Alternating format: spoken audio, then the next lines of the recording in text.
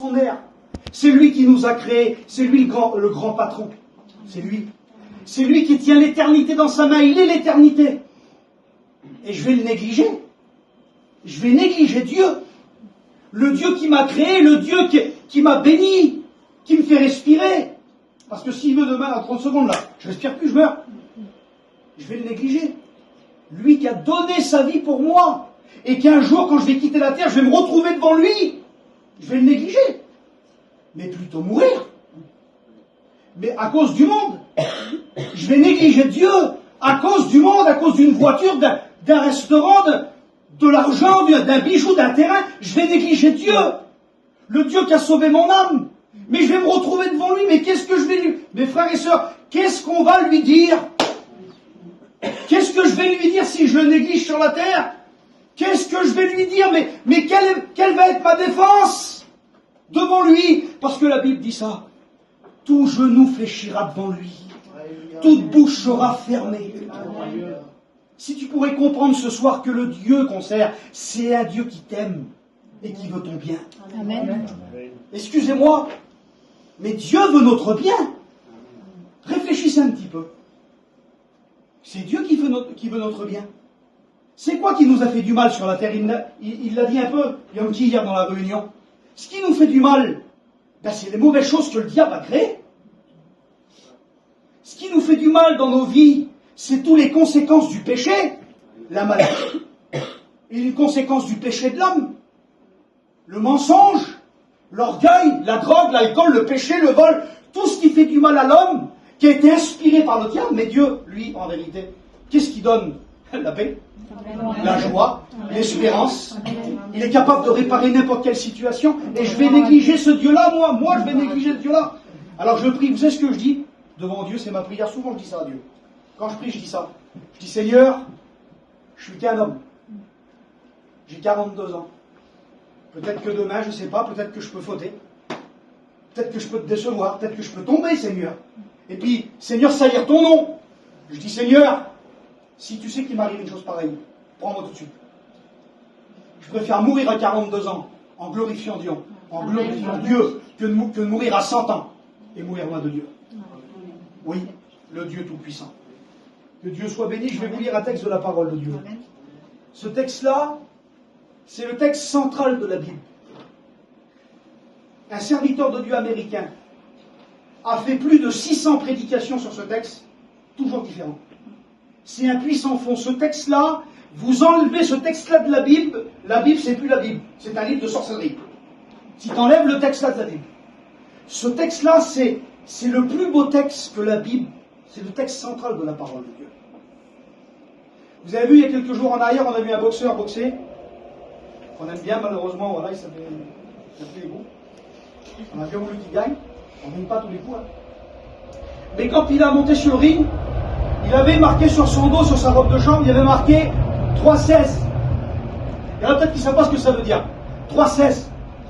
Quand vous voyez les pilotes de course, souvent des grands pilotes connus, comme Ayrton Senna, bien souvent sur le casque, il y avait marqué Jean 3-16. Et puis, partout, vous allez voir ces mots, Jean 3-16, vous allez le voir sur des voitures, vous allez le voir partout, Jean 3-16, Jean 3-16, vous allez le voir. Des grands artistes le marquaient. Pourquoi? Parce que les hommes savent que c'est le centre de la parole de Dieu. Il n'y a pas plus puissant que ce texte-là. Amen. La Bible dit ça. Voilà ce qu'il veut dire ce texte. Voilà pourquoi Tyson Fury a marqué ce texte derrière sa robe de chambre. Mais lui, il l'a marqué parce qu'il voulait que ça y porte chance. Et il y a des gens qui veulent de la Bible pour leur porter chance. Il y en a qui mettent la Bible dans leurs autos, qui mettent la Bible pour aller en voyage, comme un porte-bonheur. Tyson Fury, il a marqué Jean 3,16 sur sa robe de chambre pour gagner le match, mais ça fait tuer. Parce que Jean 3,16, il ne faut pas le marquer là sur ton t-shirt, hein. Il faut dans ton cœur. Il faut accepter le message de l'évangile. Vous comprenez? Dieu t'a parlé. Tu as tiré un petit verset il y a quelques jours dans une boîte. Tu as tiré le petit verset, puis tu as parlé, Seigneur. Ah, tu dis c'est une coïncidence. C'est une coïncidence. Vous savez qu'il y a combien de versets dans la Bible? 31 000. Donc c'est-à-dire qu'à chaque fois que tu tires un verset et que Dieu te parle, tu as une chance sur 31 000 que ce soit pour toi. Donc à chaque fois que tu tires un verset qui te parle, c'est un miracle. Amen. Amen. La roulette dans un casino, la roulette, c'est une chance sur 36. Là on parle d'une chance sur 31 000. Impossible. Combien de fois ça vous arrive les chrétiens de tirer un petit verset et que ça tombe pile que le Seigneur est parle? Mais c'est pas de la chance, mes amis. C'est la parole de Dieu. Amen. Dieu, le verset que tu as tiré qui t'a parlé là, c'est pas du hasard. Une chance sur 31 000, c'est pas du hasard. Le verset que tu as tiré il y a quelques jours, c'est Dieu qui t'a parlé. Amen. Et tu peux t'appuyer à 100%. Vous savez ce que j'ai dit cet après-midi? J'étais dans mon camping, regardez. J'étais dans mon camping et je priais. J'ai beaucoup à cœur les malades en ce moment.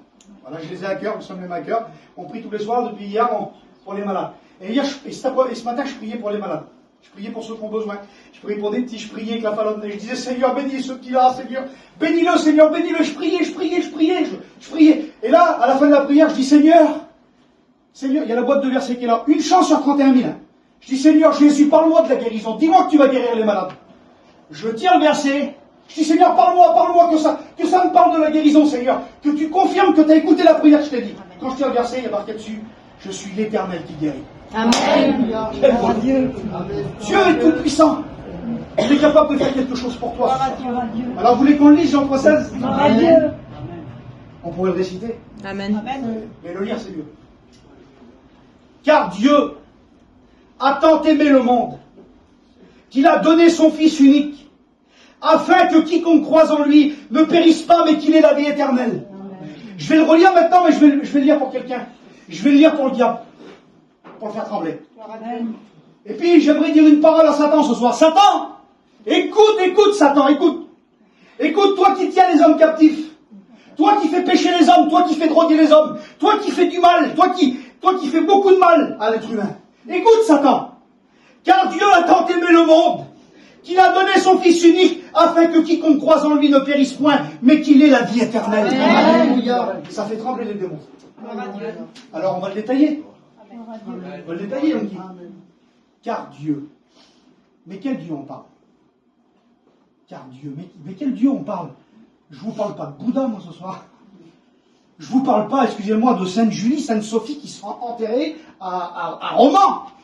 Et qui sont mortes c'était des vieilles filles, je ne vous parle pas d'eux, qui sont mortes et enterrées. Je ne vous parle pas de Bouddha, qui est mort et enterré. Je ne vous parle pas de Allah, qui est une divinité païenne, qui est écrit dans le Coran. Il y avait 365 dieux à la Mecque, ils en ont choisi un, c'était la pierre de lune. C'est pour ça que sur le drapeau arabe, il y a une pierre de lune, un croissant de lune. C'était le dieu lune, c'est pas ce dieu-là que je vous parle. Je ne vous parle pas de Allah, moi. Je vous parle de Adonai Elohim, El Shaddai, le Dieu d'Israël, celui qui a ouvert la mer Rouge, celui qui a créé les étoiles, celui qui a créé le soleil. C'est ce Dieu-là qu'on prie. Le Dieu tout-puissant. C'est lui qui fait chanter les petits oiseaux. C'est lui la nature, les montagnes, les Alpes, c'est lui qui a créé ça, par sa parole. Les poissons, il y a combien de milliards de poissons de couleurs, les côtes de bœuf que vous avez mangées ce soir, les sauces que vous avez fait, les habits que vous portez, tout ce que vous possédez, c'est lui qui l'a créé. Amen. C'est ce Dieu-là qu'on prêche. Et ce Dieu-là, ce Dieu infini, ce Dieu rempli d'amour, ce Dieu immense, c'est un Dieu d'amour. C'est pas un Dieu méchant. C'est un Dieu d'amour, on va le voir ensemble. Car Dieu, et le texte dit ça, a tant aimé. Et le mot tant, c'est une extrémité. Il a tant aimé. Mais écoutez-moi, je vais dire quelque chose. Notre amour à nous et l'amour de Dieu, elle est différente. Vous me suivez 5 minutes? Amen. Vous savez que vous avez de l'amour? On a tous de l'amour les uns pour les autres. Mais notre amour à nous est limité. J'aime ma femme, j'aime mes parents, j'aime mes enfants, j'aime ma famille, et plus ça va en s'éloignant, plus mon amour va diminuer. J'aime bien le monsieur, c'est un copain, mais si je peux il prend un billet, ça va pas me déranger. Je l'aime moins, lui.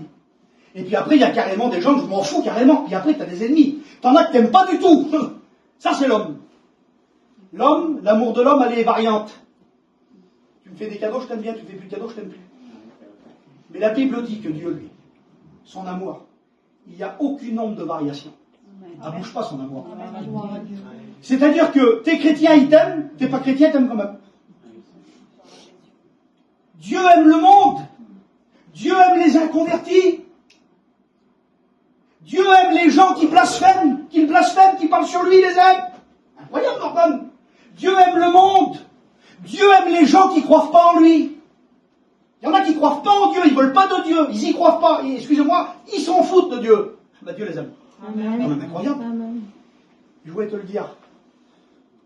Il t'aime quand même, le Seigneur. Amen. Même que tu fais rien pour lui, il t'aime quand même. Amen. Il t'aime quand même. Et il veut te tendre la main ce soir. Et te dire encore qu'il t'aime. Mais j'ai blasphémé leur tonne. Mais il t'aime, c'est pas grave, il t'aime. Vous avez des enfants? Vous avez des enfants? Ton petit que t'aimes, là, le petit bébé qui est né là. Écoutez, je vous dis ça. Moi j'en ai eu 3 devant Dieu. Pour les 3, j'ai pleuré. J'ai pleuré pour mes 3 enfants, mais comme un petit bébé. Hein. Mon premier, mon petit Harlem, là, il fait 2 mètres maintenant.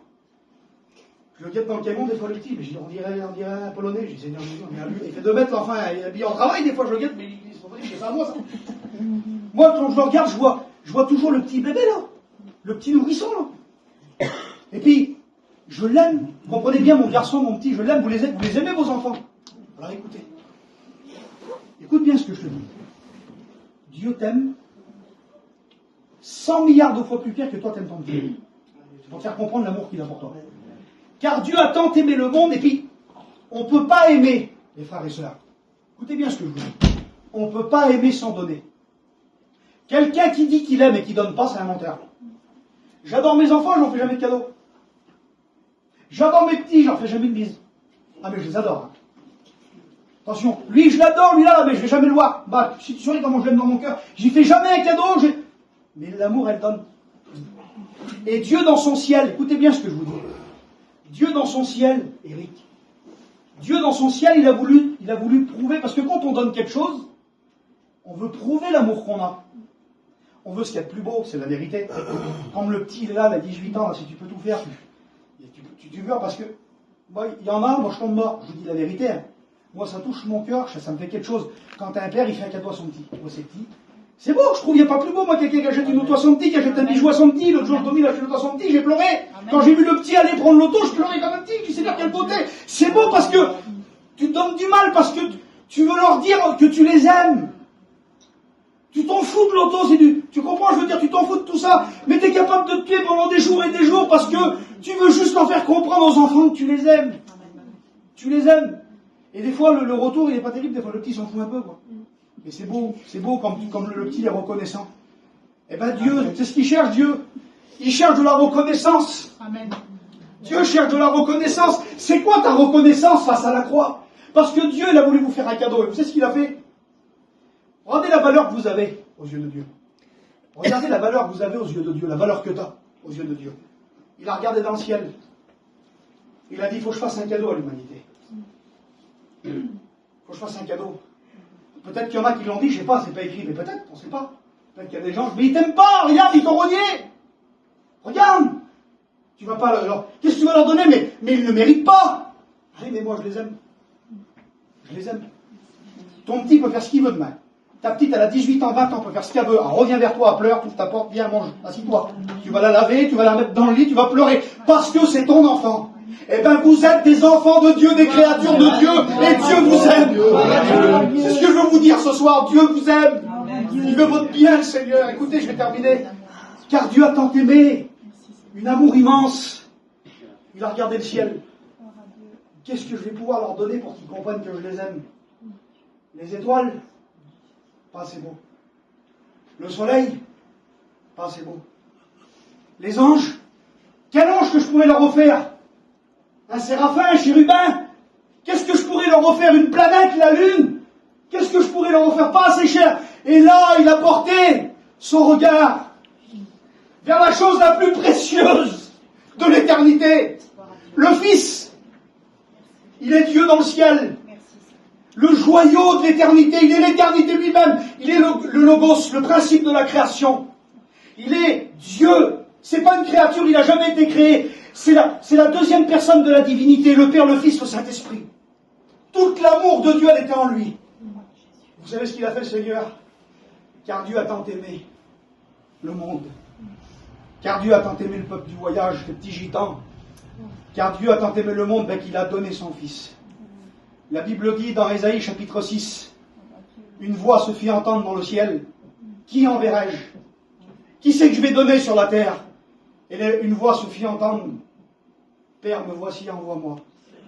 Le Fils de Dieu. La Bible dit, Philippiens 2,5, il s'est dépouillé. Écoutez, regardez l'amour de Dieu. Il s'est dépouillé de sa gloire, le Fils. La gloire du Fils de Dieu, écoutez, hein, c'est Jésus, il est dans l'éternité. Les anges sont à ses pieds. Ils chantent devant le trône de Dieu. Ils chantent du matin au soir. Les anges sont par myriades. Ils chantent devant lui. Saint, Saint, Saint est l'Éternel. Ils sont là depuis l'éternité, le loup. Et là, Jésus, par amour pour toi, tu sais qu'est-ce qu'il fait? Philippiens 2,5. Il n'a pas regardé son égalité avec Dieu.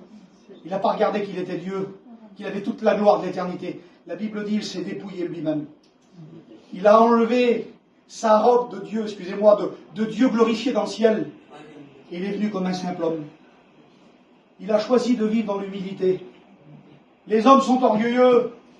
C'est moi qui est là. Jésus s'est dépouillé de sa gloire. Écoutez, si Jésus aurait voulu se faire voir et écraser les hommes et les rois, il aurait pu le faire. Mais Jésus s'est dépouillé de la gloire. Il est né dans un foyer tout simple. Joseph et Marie. Il n'a rien eu, le Seigneur, sur la terre. Tout ce qu'il avait là, ça ne lui appartenait pas. Il n'a rien possédé sur la terre. Le diable n'avait rien en lui. Il le dit, le prince de ce monde vient, c'est Satan. Il n'a rien en moi. Vous savez, la Bible dit que le monde gît sous la puissance du diable. Vous savez que le diable, il a l'accès dans beaucoup de personnes. On ne parle pas de la possession, là. Mais le diable, il a accès dans beaucoup de personnes. La haine, ça vient du diable. Le mensonge, ça vient du diable. Toutes les choses mauvaises, ça vient, c'est lui la source. Mais Jésus, il n'avait rien en lui. Il était 100% saint. Écoutez bien. Car Dieu a tant aimé le monde, écoute bien. Mais ce qui est terrible, moi, ce qui m'a touché dans mon cœur, car Dieu a tant aimé le monde, les hommes pas beaux. Je peux comprendre que tu aimes une créature, Seigneur, qui est gentille. On aurait pu dire car Dieu a tant aimé les anges, qui n'ont jamais péché. Non, non, non. Les anges, ils ont péché aussi. Mais Dieu a tant aimé les hommes, les pécheurs, les hommes faits de poussière. Écoutez bien, je vais terminer. Il dit car Dieu a tant aimé le monde qu'il a donné son Fils unique. Oui, il est unique, il n'y en a pas un autre. Il n'y a pas d'autre Dieu comme lui. Il est unique, le Seigneur. Quelque chose d'unique. Vous savez que quelque chose d'unique, ça a de la valeur. Un violon, il est unique. Mais ce Dieu-là, Jésus, est unique, il n'y en a qu'un. Jésus n'a pas plusieurs fils, il n'y a qu'un fils, c'est lui. Il l'a donné pour nous, écoutez bien. Mais il l'a donné pour un but, et j'aimerais vous rappeler ça, puis je vais terminer. Car Dieu a tant aimé le monde qu'il a donné son Fils unique pour un but, afin que ceux qui croient ce soir, si tu crois dans le sacrifice de Jésus, ne périssent pas. Ça veut dire quoi périr, Martin? Périr, ça veut dire être perdu pour l'éternité. Périr, c'est être perdu. Être perdu, c'est quoi? Être perdu, c'est pire que la mort. C'est grave la mort. On a perdu des gens chez nous, c'est grave, tu pleures, mais être perdu, c'est pire que la mort. Parce qu'il y a des gens qui étaient morts et qui ne sont pas perdus. On a perdu des gens qui étaient chrétiens chez nous, ils sont partis près de Dieu. Yankee Roman, il est parti près de Dieu. Il n'est pas mort, il est près du Seigneur pour l'éternité. Mais la mort qui nous parle là, périr, là, c'est pire que la mort. Parce que la Bible appelle ça la seconde mort. Quand tu meurs sans Dieu, tu vas dans le gouffre éternel. Mais le gouffre éternel, vous savez ce que c'est? On croit que c'est loin, nous. C'est pas si loin que ça. J'ai qu'à sortir de la cour, là, que je ne suis pas chrétien, je tombe par terre la tête la première et je fais un accident. Je suis mort. On est fragile, Nicky. On n'est rien du tout. Tu as parlé d'un portail, un portail peut te tomber dessus, tu peux mourir. Tu peux t'étrangler, tu peux faire un AVC, tu peux avoir des tonnes d'affaires, et dans 30 secondes, tu te retrouves devant Dieu. Mais Dieu, lui, il veut pas que tu meurs, tu le comprends ça? Il veut que tu sois sauvé. Amen. Il veut que tu sois sauvé pour l'éternité. Écoute bien, puis je vais terminer là. Car Dieu a tant aimé le monde, afin que quiconque c'est tout le monde. Quiconque c'est n'importe qui. Parce qu'il y en a qui disent ça. Oui, mais lui, c'est normal qu'il est chrétien, il est élevé là-dedans. Mais pas du tout. On n'a pas été élevé là-dedans, nous. On était catholiques, nous. On était baptisés au Sainte-Marie de la Mer par le curé. Mon père, il avait Sainte-Julie, Sainte-Sophie, on n'a pas été élevé là-dedans. On était à fond dans la religion. Mais on était des religieux. La religion ne sauve pas les hommes. L'islam ne sauve pas les hommes. Le catholicisme ne sauve pas les hommes. Excusez-moi, la religion évangélique, chrétien évangélique, ne sauve pas les hommes. Ce qui sauve les hommes, c'est une personne qui s'appelle Jésus. Amen. Vous comprenez? Excusez-moi, c'est pas parce que tu es trempé dans l'eau que tu es baptisé que tu es sauvé. C'est pas ça qui sauve. Ce qui sauve, c'est la nouvelle naissance. Amen. Ce qui sauve, c'est accepter Jésus dans son cœur, être transformé. Ce qui t'est arrivé, Fanny, naître de nouveau. Ce qui est arrivé à mon petit cousin Dominique, là, il y a une semaine, être brisé dans l'auto, naître de nouveau. C'est ça qui sauve. Amen. Parce que tu peux être trempé dans l'eau 10 fois. Parce que des fois, il y a des inconvertis qui disent ça, oui, mais c'est pour être chrétien comme lui, il n'arrête plus. Et puis il fait tous les trucs qui ne vont pas. Ben, si un chrétien, il fait tous les trucs qui ne vont pas pendant des années et que ça ne fait rien, c'est parce qu'il n'est pas converti. Parce que la Bible dit celui qui est né de Dieu, il ne pêche pas. Amen. Ou plutôt, c'est pas qu'il ne pêche pas, il ne peut pas vivre dans le péché. Il est malheureux. Moi, je dis pas, ça m'a jamais arrivé de pécher, je pêche des fois. Des fois, le monsieur écrit sur ma petite, je suis en colère dans le magasin là. Seigneur, je vais le tuer. Je peux me dire quelque chose qui ne va pas des fois. Mais quand je le fais, il y a quelqu'un en moi qui me reprend. Le Saint-Esprit, puis il y a une tristesse. Et je pleure et je dis, Seigneur, qu'est-ce que j'ai dit? Ça, c'est la preuve qu'on est sauvé. Quand on est repris par le Saint-Esprit, c'est la preuve qu'on est sauvé. Quand quelqu'un est baptisé, qui fait n'importe quoi, qu'il n'est jamais repris, c'est la preuve qu'il n'a rien compris du tout, qu'il n'a jamais été sauvé. Il a toujours été perdu.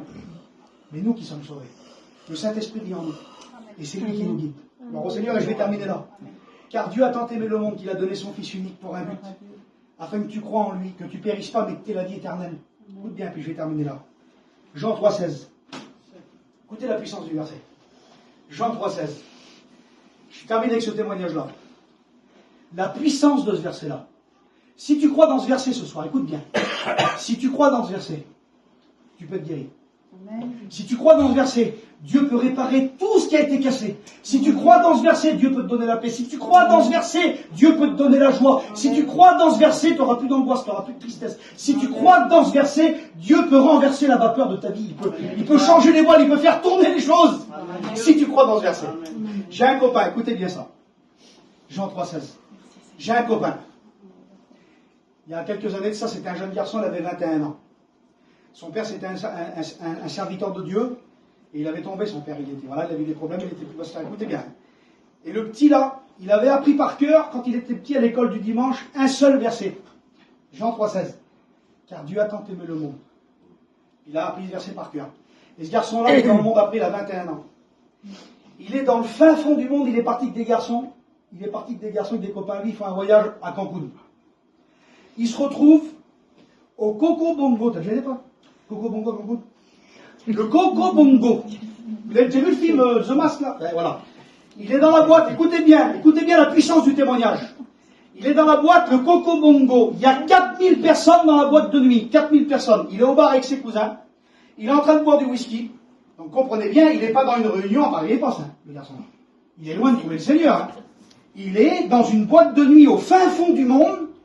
Il est dans l'alcool, les garçons qui sont avec lui, il y a de la drogue, il y a tout ce que tu veux. Et là, dans la boîte, les gadgets de la boîte, ils veulent se moquer de Dieu. Mais Dieu change le mal en bien. Amen. Ils veulent se moquer de Dieu, les gadgets de la boîte. C'est ce qu'ils font. Ils font une représentation de la passion du Christ dans la boîte de nuit. Avec de la techno. Il y a une scène, et là d'un seul coup, il y a un crucifié qui arrive, qui porte une croix, il y a tous des Romains qui arrivent et ils crucifient le Seigneur. Dans la boîte de nuit. Et là, en plein milieu de la boîte, il y a un écran géant qui descend, et en espagnol, lui il parle pas espagnol, en espagnol et en anglais, il voit marquer une phrase comme ça, en espagnol et en anglais. Mais lui, il sait pas ce qu'il y a marqué, parce qu'il parle pas espagnol, il parle pas anglais. Mais il voit juste la référence en bas. Il voit marqué en gros dans la boîte de nuit, à 4000 km, il voit marqué, il dit, Norton, j'ai un verre de whisky dans la main, je vois marqué Jean 3,16. Et il dit là, je me rappelle ce que mon père m'avait dit, le verset. Il dit, je me le dis dans la boîte, car Dieu a tant aimé le monde, qu'il a donné son Fils unique, afin que quiconque croise en lui ne périsse pas, mais qu'il ait la vie éternelle. À cet instant même, le Saint-Esprit lui tombe dessus dans la boîte de nuit, il est brisé, il jette le verre, il s'endort, il est converti. Aujourd'hui, c'est un prédicateur, il prêche l'évangile. Il est responsable de l'église de Conflans là-bas. C'est le frère Abramdi, le petit Brian. Il peut changer ta vie. Amen. Il peut changer ta vie. Il peut changer ton foyer. Il peut changer. Il faut que tu crois dans la parole de Dieu. Amen. Vous avez des besoins ce soir? Amen. Moi, je ne peux pas comprendre qu'on a des besoins chez nous, qu'on laisse le diable détruire, nous faire du mal, et qu'on le regarde comme ça dans un coussin et qu'on lui dit vas-y, fais ce que tu veux. Je ne peux pas comprendre ça. Alors qu'on a la puissance. Les chrétiens, vous savez que vous avez la puissance? Amen. On a la puissance. On ne se lamente pas, nous. C'est fini de la lamentation. Non, non. Comment il y a un voleur qui est chez moi, qui a rentré dans ma maison, il est là, il y a un voleur qui est chez moi, puis j'ai un 1143 dans la chambre, il est mort. Ah oui, mais t'as plus qu'un 1143, t'as Jean 3,16 qui est là ce soir, et tu peux faire fuir le diable dans ta maison. Alors on va prier le Seigneur. On va prier le Seigneur. On va faire nos yeux. On va prier tout ça.